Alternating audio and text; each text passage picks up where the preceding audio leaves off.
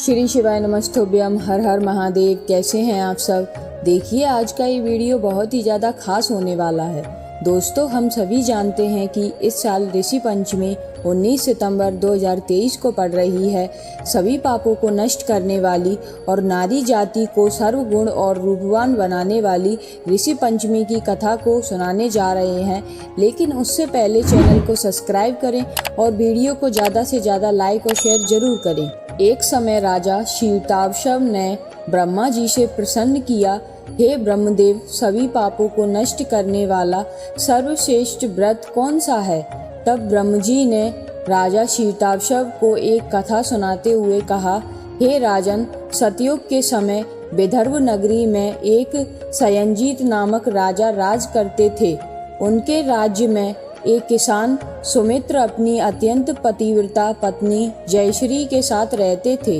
एक समय जयश्री ने अपने नगर में आए ऋषियों को भोजन पर आमंत्रित किया, लेकिन उस दिन वह रजस्वला हो गई।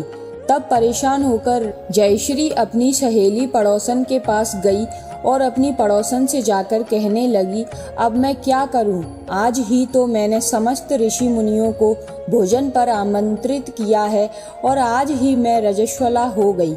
अब मैं भोजन कैसे बनाऊंगी? तो पड़ोसन बोली कि कोई बात नहीं, तुम 7 बार नहाकर 7 बार वस्त्र बदल लो और फिर भोजन तैयार कर लेना। जयश्री ने ऐसा ही किया। जब ऋषि मुनि भोजन करने बैठे तो उन्होंने अपनी दिव्य दृष्टि से खाने में कीड़े मकोड़ों को देखा।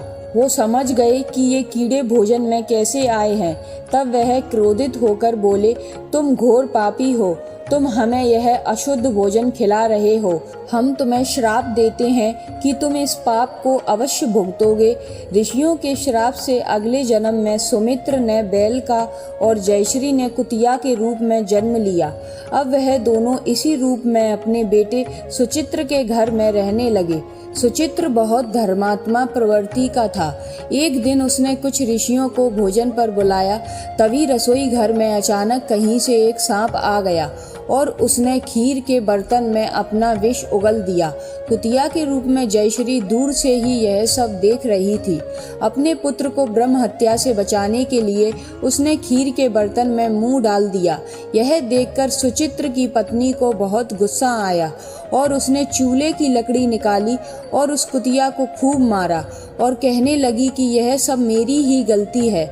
मैंने इस कुतिया को खाना दे देकर आदत खराब कर दी है। आज से इसे खाने को कुछ भी नहीं दूंगी।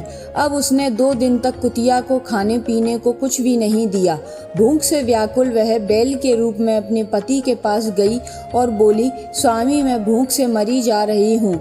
बहू ने मुझे बहुत मारा और 2 दिन से खाने को भी कुछ नहीं दिया। तो बैल बोला, तुम्हारे ही पापों की सजा हम काट रहे हैं। 2 दिन से नाराज हमारे पुत्र सुचित्र ने भी खेतों पर मुझसे आज खूब काम करवाया था और तो और एक मुट्ठी घास तक नहीं डाली। उन दोनों की यह बातें सुचित्र ने सुन ली। उसी समय उसने दोनों को भरपेट भोजन कराया, लेकिन उनके दुख से दुखी होकर सुचित्र वन को चला गया।